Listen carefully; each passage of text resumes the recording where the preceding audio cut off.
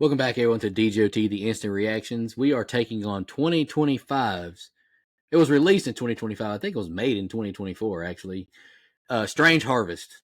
This film is kind of like a mockumentary, documentary following a serial killer. This is all fictitious. You know, they had disclaimers at the end in the credits. This was a fictitious story following the case of Mr. Shiny, is his name. I can't remember what his name was, like his real name. Do you remember Locke. what it? Locks was his first name or his last name, right? I Uh, can't. I can't remember. I should have wrote that down. Bring that up, Leslie James. Sykes. Leslie Sykes. That's it. Yep. Just general thoughts. The trailer kind of had me hooked. I'm not gonna lie, because I like these mockumentary kind of shows, like the real ones, like for real true crime cases. Like I enjoy them. I know Dustin doesn't think the same for the most part, but I like them. And I thought it was interesting. It was an interesting flick. I'm glad it was made. I did enjoy it for the most part. It does get a little bit monotonous towards just throughout it because it's just we're just uncovering a case. We're just revealing the layers of a case. But Mr. Smiley, he's a creepy character.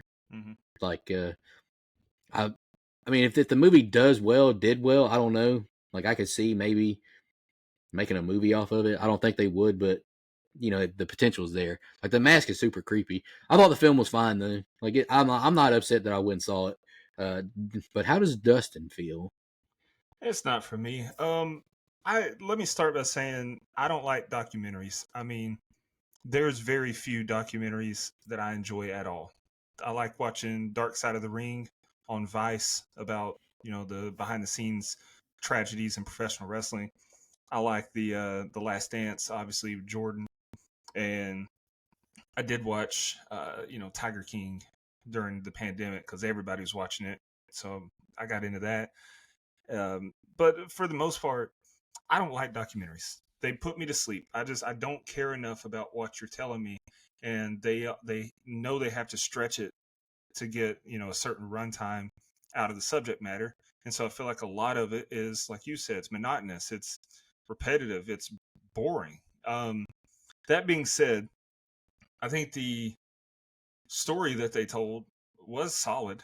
Um, it's a very creepy killer with creepy motives, and he's he's just brutal. Like he is a vicious killer. I thought the mask looked creepy. Um, there are positives, but this just isn't for me. I didn't hate it, but it's just not for me. Yeah, I saw your rating on Letterbox. It wasn't just you didn't rip on it. Like No. it's just something that's not for you, and I get that. You want to jump into your positives? Yeah, like I said, I think the killer was good. He looked like a killer. Yeah, and the kills were vicious. Like even you know, I don't think we saw any of them, right? Yeah, that's true. Okay, so we saw. Uh, I didn't. We didn't really see it that well. Um, but yeah, it was semi on camera. I didn't. Side note, I didn't even see a trailer for this. I had never heard of this movie until you said Strange Harvest comes out this week, and I was like, let me look into that. And I looked on the Regal app. I was like, oh, it's not showing here. And then I saw, oh, it's showing at 10:45 p.m. So I was in the theater at 10:45 p.m. last night to see this. I wish I'd have stayed in bed, to be honest with you. But anyway, um, I think that the kills, the aftermath of the kills, the gore and everything, the effects looked good. There were some things where I was like, that's very clearly photoshopped on, but they filtered the picture a lot to where it looked like it was evidence and old, so you couldn't really tell. But I was like, that's, I guess, mild spoiler here. The leeches, like those to me stood out on that one picture. Like those leeches were photoshopped. But I think that as far as it being a mockumentary, the that part of it was done really well. So even though I didn't care for it, it was done well, and I think the actors did a good job. Like they acted like cops. I believed that they were cops. So there are some positives in there. And then one more positive that that I thought of. So I'm watching this movie, and no one in it looks familiar. which I think is very smart casting, even if it was unintentional that they did it for this reason. It, maybe it was a budgetary thing, but casting complete unknowns for everyone really helps when you're doing something as a mockumentary. Because I was like, these people might really be cops. Like I don't know. If I just was flipped through channels and this was on, I would think that I'm watching a real documentary because I don't recognize any of these people except for one guy. When they bring in the guy that knew Leslie Sykes and worked with him, and he was talking about how weird he is, I was like, you can't fool me. I know that guy. He looks the exact same as he did in 1998 when he was in one of my favorite Christmas movies of all time, I'll Be Home for Christmas. He played Nolan, the elf. And I'm talking about Andy Lauer. Andy Lauer. Have you seen that movie, I'll Be Home for Christmas? I mean, it's a kid's Christmas movie. I haven't. Jonathan Taylor Thomas, Jessica Biel's in it. No, I haven't seen it. I love that movie. But yeah, he played Nolan the elf, and he was the guy that was like, yeah, he was saying all this weird stuff, and like, I was like, he looks older, but he looks the exact same. So that was cool. Like, that was just something that made me smile because I love I'll Be Home for Christmas so much. That's cool. Yeah, I mean, the director, Stuart Ortiz, you know him from, he did Grave Encounters. We did that one a long time ago. I don't know if he directed Grave Encounters 2, but I'm pretty sure he wrote Grave Encounters 2 as well. He wrote it. He did not direct it. Okay, so he did both of those. So, I mean, he knows how to do found footage. I think this movie was fine. The killer, I think, is the best part of the movie for sure. Like, he's very creepy, very brutal. He's got an interesting, like, what do you call motive? Like, he got, like, indoctrinated. Not indoctrinated, but, like, the film establishes that he went into this cave in California and, like, saw some red light, and now he's, like, chasing the stars and the planets aligning in a certain way. So he's doing, like, these ritualistic kills, and the kills are brutal. They're very brutal. Like, they don't show them all, but like the aftermath of like how they're set up, like they show this family, like the mother, the father, and the daughter all at the table bound, looking at each other, like bleeding out into these buckets. Like, that's just horrifying. That's a horrible way to be murdered, like, because you're right there with your loved ones and you're helpless. So that's very horrifying. And you mentioned earlier too, the one they showed on screen, which isn't really a death, but where this guy, he sneaks into this house and it's only him and a little girl, and it shows the scene where he shoots her. Like, that was like, this movie to me is very realistic. Like, this is something that this does kind of like unsettle me, because this stuff can happen. Like, this kind of killer can happen. Like, maybe it might not be as predictable, or I don't know what's the right word. Not as motivated by like the stars or whatever, but somebody can put a mask on and break into your house and shoot your kid. That's scary. Like, that's scary to me. And then with that one, the gunshot that we saw on camera there, I thought it looked great. Like, it did. It looked like an actual gun firing. It sounded like an actual gunshot, which a lot of times movies don't. Like, they don't. It sounds kind of like a gun, but that one sounded really much, a lot like a gun. But also the blood splatter. Yeah, was fantastic. Very, very good. And we've talked about this a lot since we started doing the show. Like, the film does not hold back killing kids. It even kills a dog too. Like, I know that's not encouraged in the community, but they at least bleeped it out. But I mean, the film didn't hold back, which I can appreciate. Yeah. And I thought it had a gritty look to it. Like, I haven't seen what it was filmed on. I assume it was film, but it showed like a lot of like surveillance cameras. Like, I appreciated the look of it too. Like, it felt gritty and dirty. I doubt that it was filmed just because film costs more, and this one, it had to have been a low budget. Yeah, it had to be. It's not listed. Yeah, no, it was shot digitally from what I can see. Okay. But, they just probably put a filter on it, which they did a good job. Like, the stuff that was supposed to be present day looked very crisp, and then the stuff that was like archive footage, they'd filter it up, and it looked like it was old. So that was good. Yeah, the way they painted this serial killer out, like, he was very creepy. Like he was an odd fellow. Like, the way he lived at his house was very weird, and like, I don't know, like, he kind of reminded me a little bit of like Longlegs, like the way he just operated a little bit. Like, when I saw that mannequin in the room, I thought it was Jeffrey Dahmer. Yeah, for sure. But then it was a woman mannequin, so I was like, never mind. Very true. You want to jump into your negatives? I mean, my overall positive was just the killer was scary, and the way that I don't mind a documentary, but could this film have been 15, 20 minutes shorter and been just as good? Yes, absolutely. It could have been an hour. Negatives for me, like I said, it's just the documentary style. I will give them a lot of credit because when you're, it's a serial killer movie. Those are a dime a dozen, and so how do you make yours stand out? How do you get people to see it?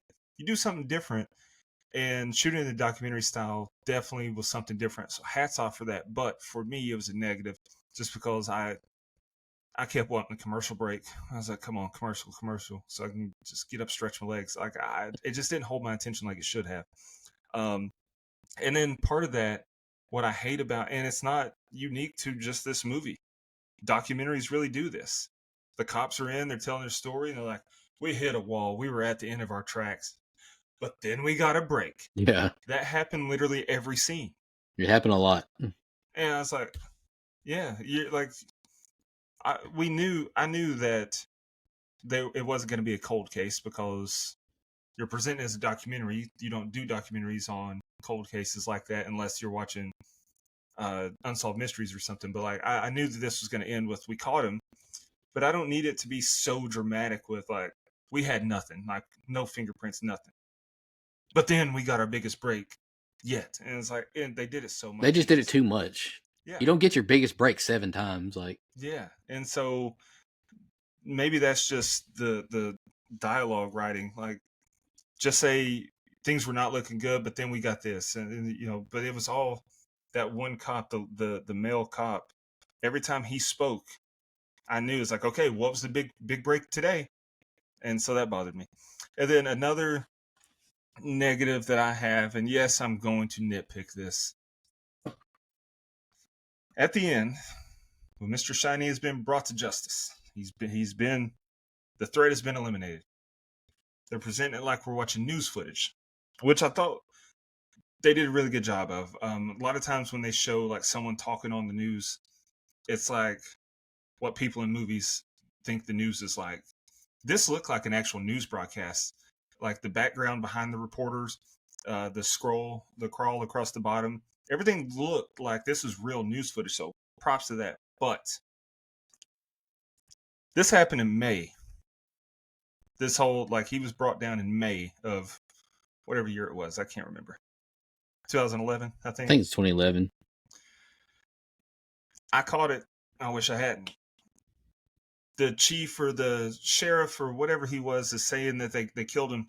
And I'm looking, I was trying to find typos in the crawl across the bottom. Like, I read everything that went across the bottom screen trying to find typos. Didn't find any. But what I did see was they said it was 20 degrees in San Bernardino, California in May. Okay, the sun's up, so I don't know, it might have been like 9 in the morning, 10 in the morning, but it could have been later in the afternoon. The average temperature, the average low in San Bernardino in May is like 50 degrees. And so if it's 20 degrees, I need to see some air coming out of their mouths. Like that I think, and I wanted to look into this. Like, I'm curious if they like outsource that to like a foreign country where they're on Celsius. Because if you tell me it's like 52 degrees, because I think 20 degrees is 52 degrees Fahrenheit, then okay, I can buy that. But it's 20 degrees, and American news doesn't show Celsius. So I'm sorry, it bothered me. Another thing that bothered me was that makes me think they outsource things like that was the CCTV that we got, the security footage. The date format was day, month, year. Mm-hmm. Over here in the States, pal, we do month, day, year. So I'm gonna let it slide, but it did bother me. Qualms that I have outside of it just getting monotonous a little bit was they know who the killer is. Like, they figured out who this guy. What'd you say his name was again? Because of my internet crap. Leslie Sykes. They put out this man's picture. They save this little girl and get her to the hospital. And the man shows up in no disguise and just walks past all these cops, including the 2 detectives who know what he looks like. There's no excuse for that. You could have easily left that out. Like, that pissed me off. I believe that, though. There's a lot of inept cops in this world. I get that, but all of them? And, like, these 2 detectives are painted out kind of like jigsaws. Like in Saw, like the detectives going after him. Like, they know what this guy looks like. Yeah. Like, there's no way that they let Leslie Sykes walk right past them into this girl's room or like to taint her blood or whatever. Like, I just that annoyed the hell out of me. You know what bothers me more about that is that Put a I don't mask on think him. Just put a mask on him, like a respiratory mask. I don't believe. Yeah, that makes sense. But I don't believe for 1 second that that girl's parents weren't in the hospital. Yeah, there's no cop in the room. Well, like I'm talking about the parents. Realistically, if a kid is on the verge of dying, at least one of the parents is going to be there. If they can't be in the room, they're going to be sitting outside the room or in the waiting room. And if they were there, which it doesn't appear they were because it was never mentioned that they were there, if they were there, then they, if no one else, they would have noticed Leslie Sykes Exactly. because the cops are, they're on high alert, but the parents are going to be looking at everyone. Cops are only going to be looking for suspicious people who match the description. But parents, when someone is trying to kill your kid, I'm sorry, I believe that they would be looking at doctors, nurses, even the cops. Like they'd be looking at everyone eye to eye or looking them in their eyes, and they would have recognized them. I agree. That thing really bothered me. And a small bit of dialogue that really annoyed me is like once they get to the part at the end where they're talking about the thing in the sky, Detective Lexi Taylor or whatever, like she brings up like the Aurora Borealis and all that. It's like I just thought it was dumb dialogue. It's like that's not the same. Like that's in like a different country at night. It's different color lighting. It's not like planets aligning once every 680 years. I'm not gonna pretend I remember what, but 800. 800 years. It's a long time from now. It's like give me a break. I just thought it was dumb dialogue. Like were you just trying to make the female cop sound dumb? Or She did. that's what I'm saying. They made her sound dumb, but what? Why? It's like they're both smart cops. I mean, nobody's perfect, right, on a case, but I mean that's just dumb writing. Speaking of sounding dumb, something that I thought of or just thought of that really bothered me was the sound that they used, the voice changer for Mr. Shiny when they're Hated reading that. his letters. The narrator voice, Oh God, it that was was awful. terrible. Yeah, I hated that voice too. They just tried to make it robotic and creepy. I don't know. It didn't work for me either. I didn't care No. for it, and they would only read like bits and pieces of it. Yeah. You got a Whole page. whole 6 paragraph essay up there, and you have him read out loud 2 lines. Yeah. But I've never even heard of Saban Films. Like that's who distributed this, I guess. But they got another movie coming out called Traumatica. It looks pretty damn good, to be honest with you.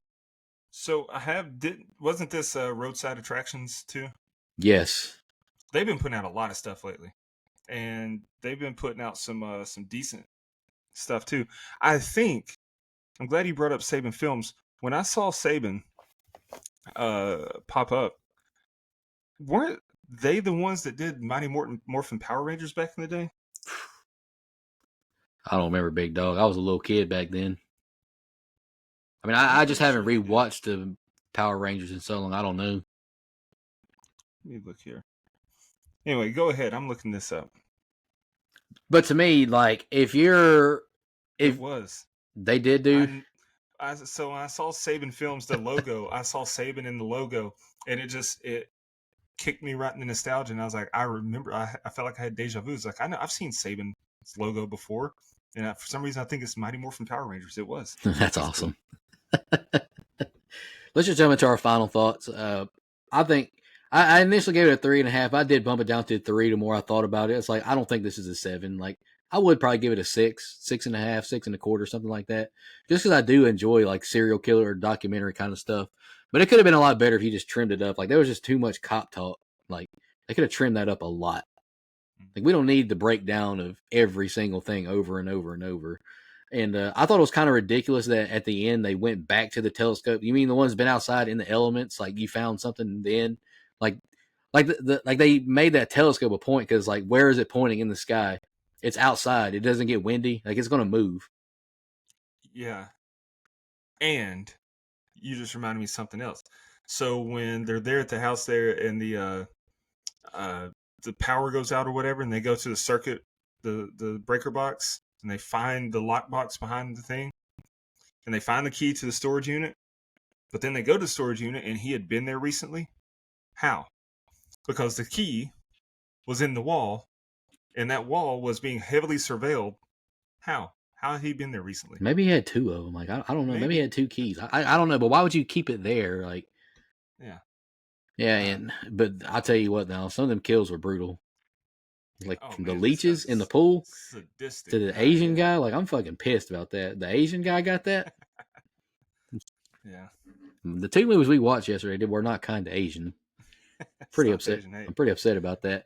Our final Yeah, thoughts, though, I thought it was fine. Like it's if you like true crime, horror, documentary kind of stuff, it's worth a watch. It's not the best thing you'll ever see, but it's a very scary killer, and I thought the gore was good. Like it's worth a watch. Go ahead.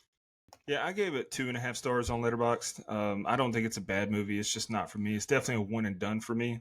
But you know, I said that I wish I'd stayed in bed. I'm kind of joking. Like I'm glad I watched it, but it's just I wish it wasn't at 10:45. It 11 was o'clock late. at night. Yeah, Um, because it was probably but after midnight. I mean, it was way after midnight when you got home. Probably 1 o'clock.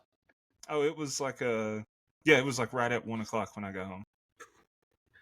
Ooh, buddy, I was asleep by then. But we appreciate y'all tuning in. I mean, this has got to be. I mean, this has got to be indie filmmaking at its finest. You know, like go support indie films. Like go support small studios. Like we try and preach that. Like go support the small Yeah. studios. Like we just did Weapons. I mean, that's New Line Cinema. Like they're not hurting at all. So go support these small filmmakers because that's how a lot of the big names get started. Yep. Small filmmaking. So we appreciate y'all tuning in, and we'll be back next week with I don't know what the hell we're doing next week, but we got something showing next week. Appreciate it. Absolutely.